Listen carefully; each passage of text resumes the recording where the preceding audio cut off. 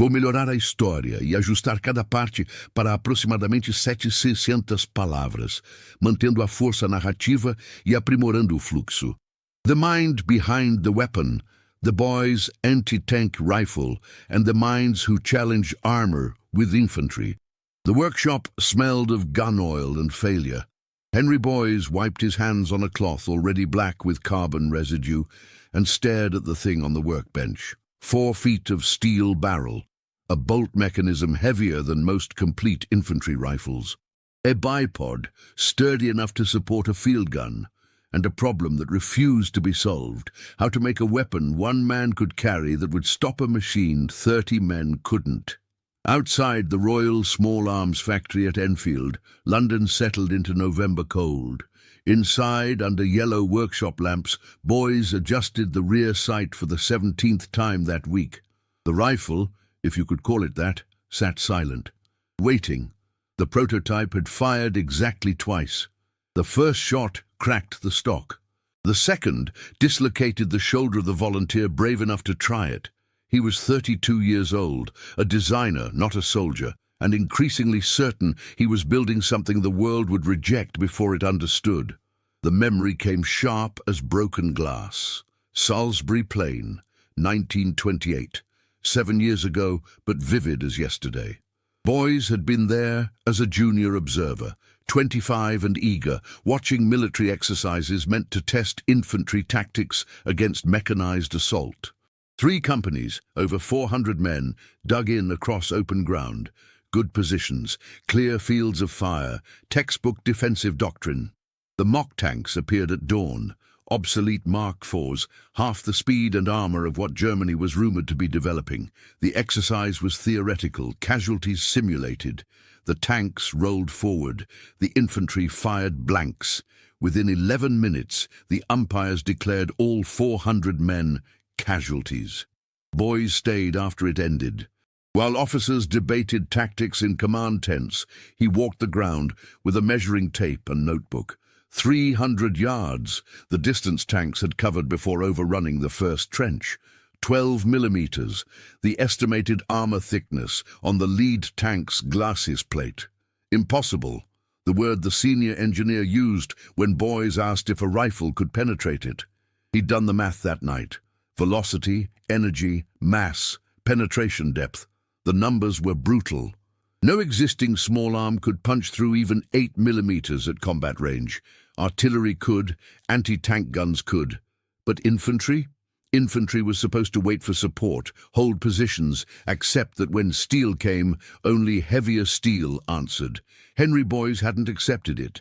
Now, 7 years later, the rifle sat before him. 36 pounds of defiance against doctrine. The 55 caliber round beside it looked obscene next to a standard .303. 13.9 millimeters of tungsten-wrapped fury, designed to do what everyone said was impossible. Give one man, in one position, the power to challenge armor. The door opened. Thomas Webb stepped in, younger by a decade. A machinist whose hands were steadier than his voice. He carried a wooden box. "Another batch?" Boys asked. "Last of the spring buffers," Webb said quietly. "I modified the tension. Should distribute the recoil better." Boys nodded.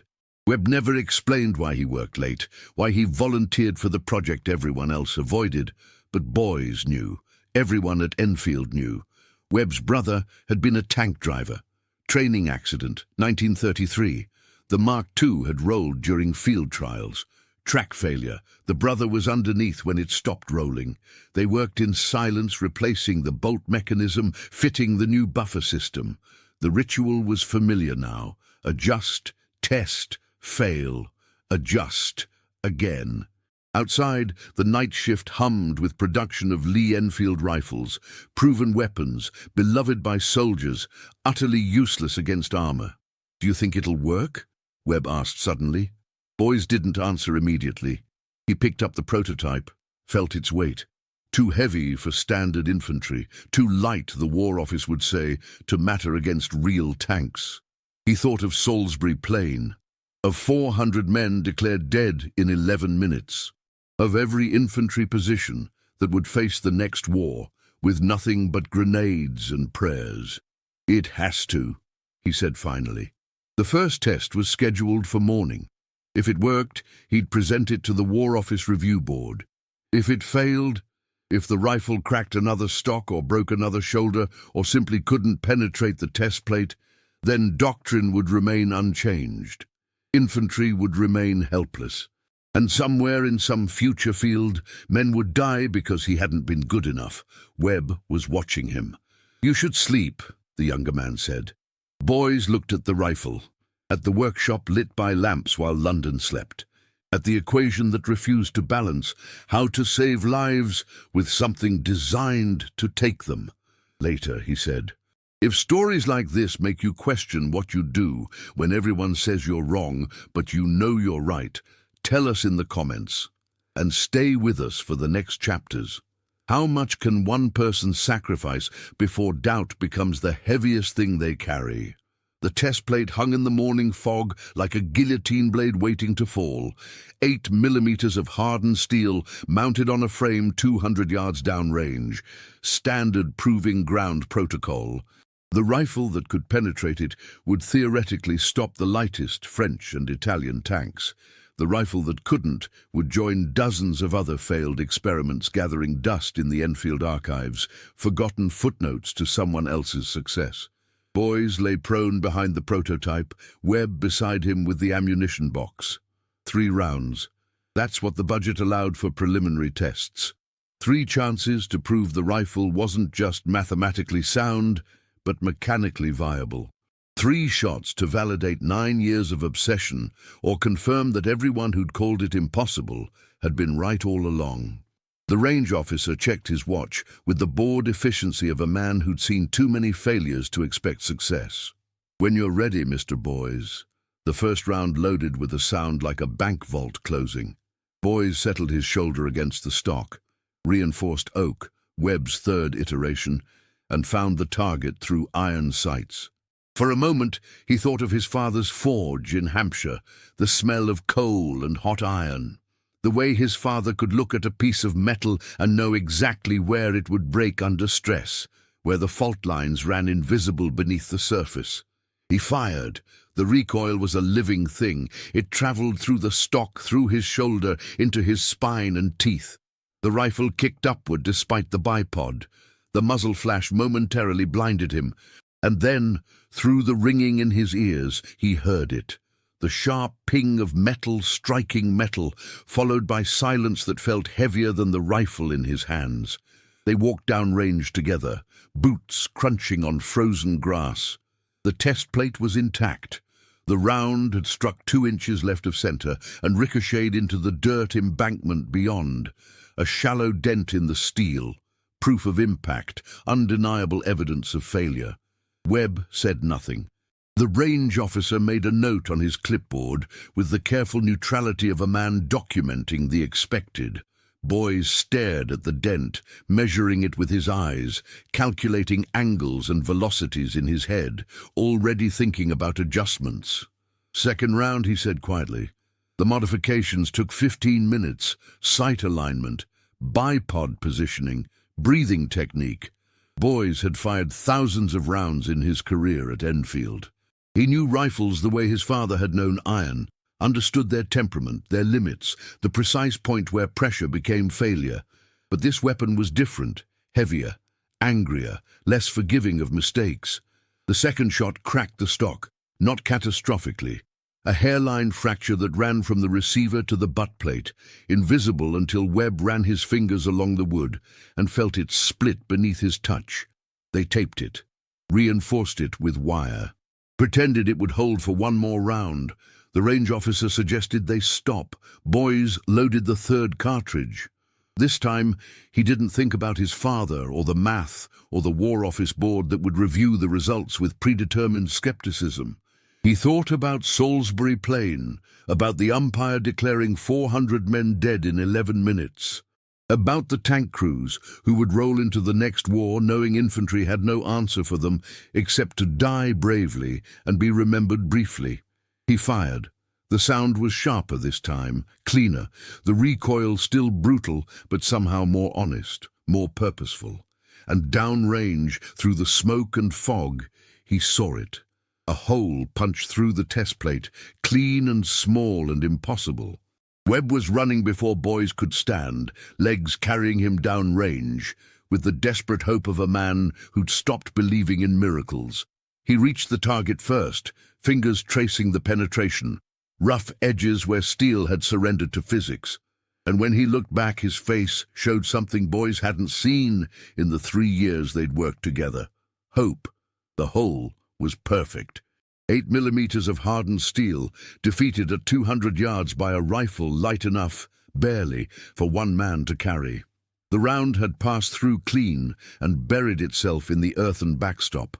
Somewhere in that hole was proof that doctrine could be wrong, that infantry didn't have to be helpless, that one man with conviction could challenge an entire institution's assumptions. But when Boyce returned to his office that afternoon, reality arrived with administrative precision. If you've ever proven something everyone said was impossible, tell us about it in the comments, and don't miss what happens next when truth meets bureaucracy. Can proof alone overcome institutional resistance, or does change require something more? The cost analysis sat on Boy's desk like a death sentence typed on official letterhead. Each rifle would cost 12 times a standard Lee Enfield to produce.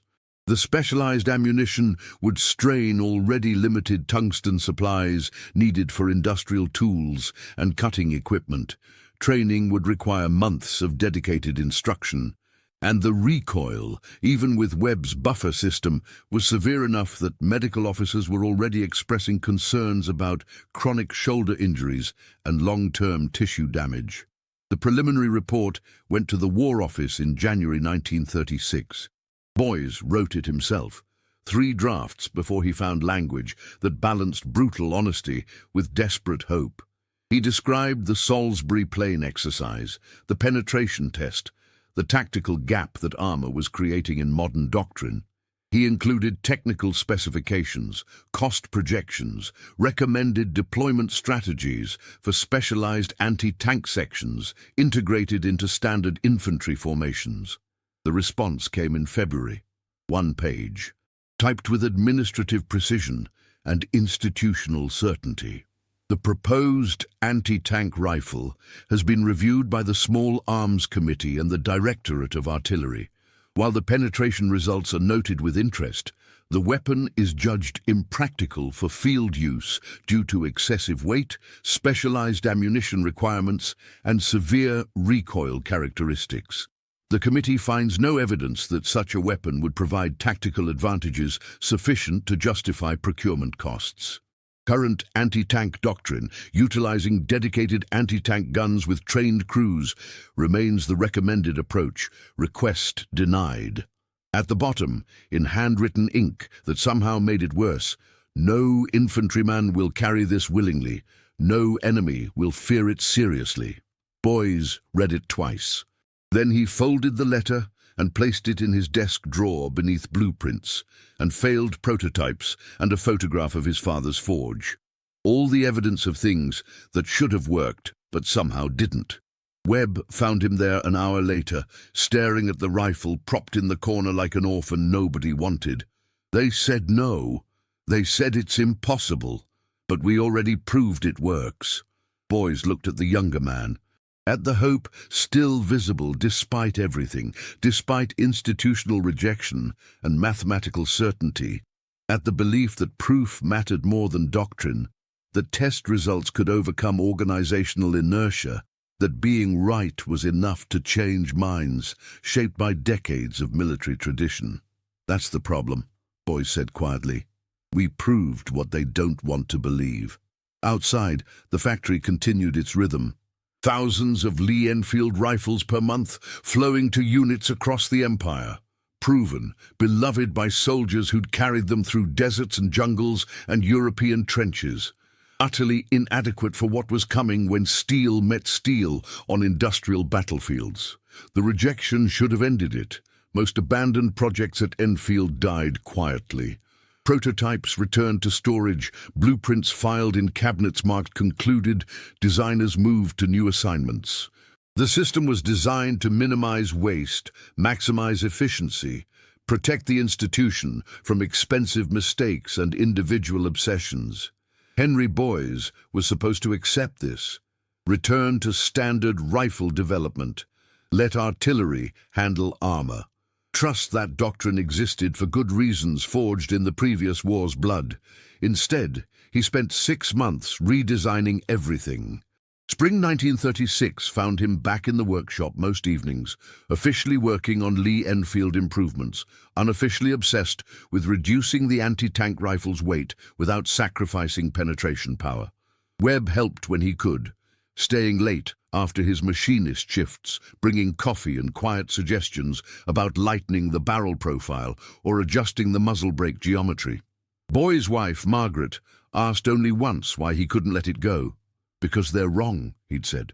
She'd looked at him with the weariness of someone who'd heard that answer too many times, who'd watched obsession consume sleep and health, and the simple pleasures of an evening spent together without blueprints spread across the dinner table. And if you're wrong, he had no answer for that. The possibility sat in his mind like unexploded ordnance, present but unexamined, dangerous to acknowledge. The breakthrough came not from brilliance, but from exhaustion. One night in July, too tired to think clearly, Boys assembled the prototype backward, mounting the barrel with the muzzle brake reversed. The mistake should have been obvious to someone with his experience. Instead, when he test-fired it the next morning, the recoil felt different.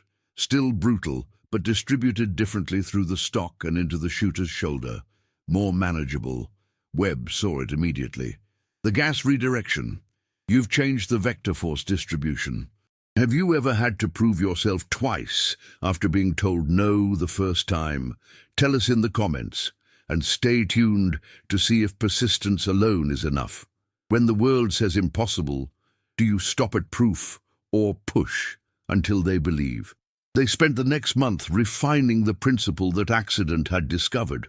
The reversed brake became an intentional design feature, redirecting propellant gases to counteract recoil with the elegance of physics properly applied.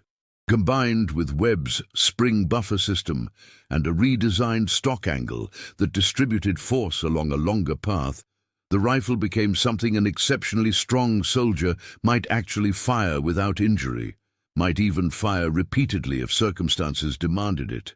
The second prototype weighed 34 pounds, 2 pounds lighter than the first, every ounce shaved through careful engineering and material optimization.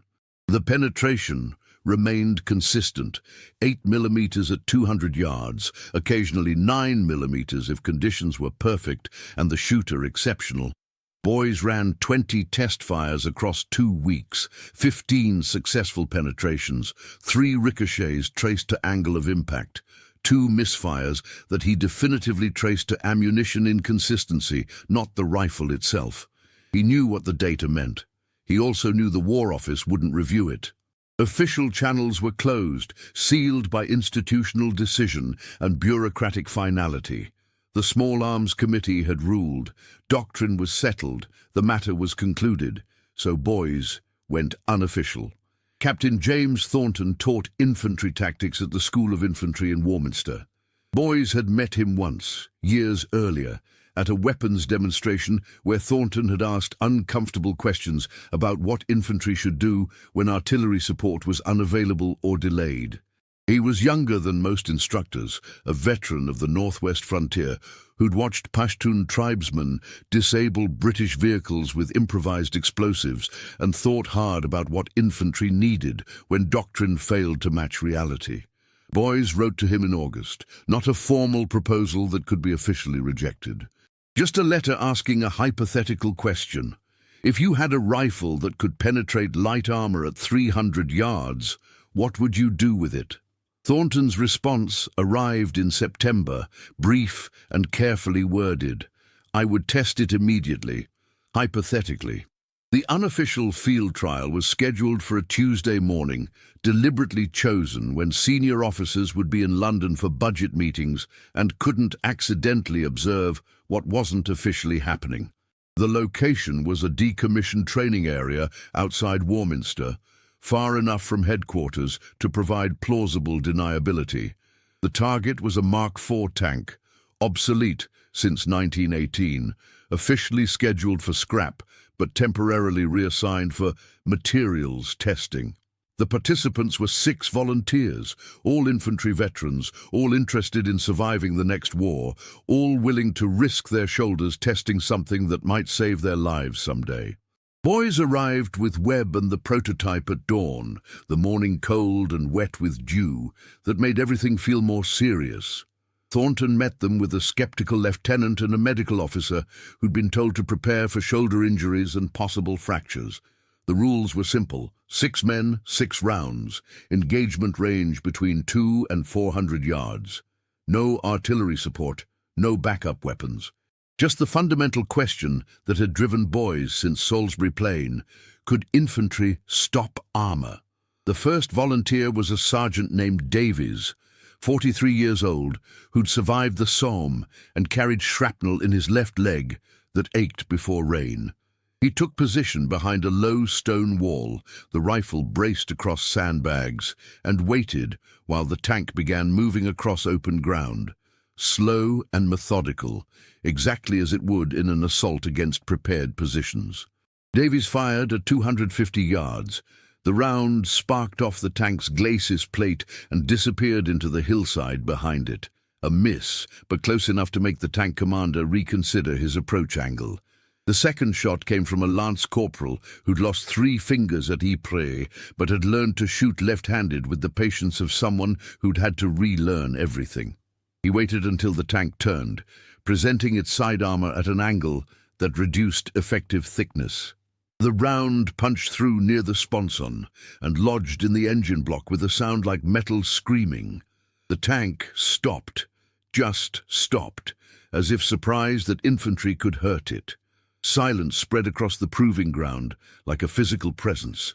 The lieutenant, who'd been skeptical, walked to the disabled tank, examined the entry hole with his fingers, traced the path the round had taken, came back without speaking, but with an expression boys would remember until he died.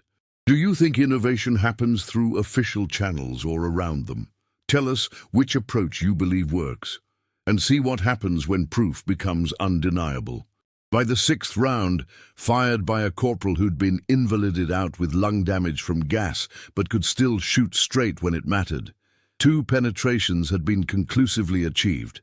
1 track link damaged severely enough to require replacement, and the turret traverse mechanism jammed from a hit to the ring that would have killed or wounded the crew in combat conditions. Thornton stood beside boys, watching the tank sit dead on the field like a monument to changed assumptions. "How many can you make?" the captain asked quietly. "As many as the War Office will fund." The War Office rejected this weapon. Twice. Thornton was quiet for a long moment, watching his volunteers examine the tank with the careful attention of men who'd just learned something important about survival. Then, "I'll write the report. You provide the technical data. We'll see if facts matter more than doctrine when they're documented properly." The report went up through different channels this time, not the Small Arms Committee that had rejected it, not the Artillery Directorate protecting its institutional territory, directly to procurement, with Thornton's endorsement and the field trial results attached in meticulous detail. Combat veterans had tested a rejected weapon under realistic conditions and proven it worked. Numbers didn't lie. Penetration was measurable. Effectiveness was documented. Lives could be saved. The approval came in November 1936. Limited production run authorized. 100 rifles for extended field trials with specialized infantry sections. If successful, full procurement would follow. Boys received the news in a 1-paragraph memo delivered without ceremony. No apology for the previous rejections, no acknowledgement that doctrine had been wrong or that institutional resistance had cost valuable time. Just authorization to proceed and a production timeline starting January 1937. Webb found him in the workshop that evening, holding the memo like it might disappear if he blinked. "We did it," the younger man said, his voice carrying disbelief and hope in equal measure. Boys nodded slowly. But he was thinking about Davies and the other veterans, about the men who would carry these rifles into the next war, a war everyone knew was coming but nobody wanted to name directly, about the weight they'd bear, not just the 34 pounds of steel and mechanism, but the knowledge that their weapon worked only because someone had refused to accept the first answer, the official answer, the answer that preserved institutional comfort over tactical reality. "Now comes the hard part," Boyce said quietly, "making enough of them before it's too late." Production began in the cold months of early 1937, when frost made the Enfield workshops bitter and the metal even colder to touch. Each weapon required 3 weeks of specialized manufacturing that couldn't be rushed without compromising quality. The barrels had to be machined to precise tolerances measured in thousandths of an inch. The bolt mechanisms hand-fitted by experienced armorers, the specialized 55 caliber ammunition produced in small batches using tungsten that was increasingly needed for industrial tools and becoming harder to source as European tensions drove up demand. By March, Enfield was producing 4 rifles per week. By April, 6. By May, 8 on good weeks when materials arrived on schedule and no quality issues forced rejection of completed weapons. It wasn't enough. Everyone involved knew it wasn't enough. Germany was rearming openly now, no longer bothering with the pretense of treaty limitations. Tank production was accelerating across Europe. The Panzer Y was already obsolete, replaced by designs with thicker armor and heavier guns that would require better ammunition than Boys could currently produce. He worked 16-hour days that blurred into each other. Production oversight in the mornings, quality control tests in the afternoons, design refinements whenever problems emerged. And problems always emerged, with weapons pushed to the edge of what current manufacturing could achieve. The cough started in March, just a minor irritation at first, easy to attribute to workshop dust and cigarette smoke, and the general exhaustion of trying to do too much too fast. By June, it was worse. By July, Webb was finding blood-stained handkerchiefs in the workshop trash bin. When does dedication become self-destruction? And how do you know the difference? Share your thoughts. The final chapter reveals what happens when time runs out. The Boys anti-tank rifle officially entered service in November 1937 with a designation that would outlive its creator, Rifle Anti-Tank 55 in Boys. Henry Boys never saw that designation printed in official documents. He died 3 weeks earlier, on October 28th, in a London hospital with Margaret beside him and Webb standing quietly in the doorway, unable to speak past the weight of what was ending. The tuberculosis had progressed rapidly once he finally stopped working, as if the disease had been waiting patiently for his defenses to drop. The doctors said complete rest might have helped 6 months earlier, possibly even a year before. By October, rest only made the waiting easier, the end less painful but no less inevitable. He was 34 years old, a blacksmith's son from Hampshire who'd watched 400 men declared casualties in 11 minutes and refused to accept that nothing could be done, who'd built a weapon against institutional resistance and died before seeing it prove itself in the combat he'd known was coming. The War Office sent a letter of commendation to his widow, praising his service to the Empire, his dedication to innovation, his contribution to infantry modernization. It did not mention the 2 rejections, the unofficial field trial, the 11-hour days that had destroyed his health in service of a weapon most officers had considered unnecessary. Margaret kept the letter in the same drawer as his blueprints and the photograph of his father's forge. The rifles continued arriving at infantry depots through winter.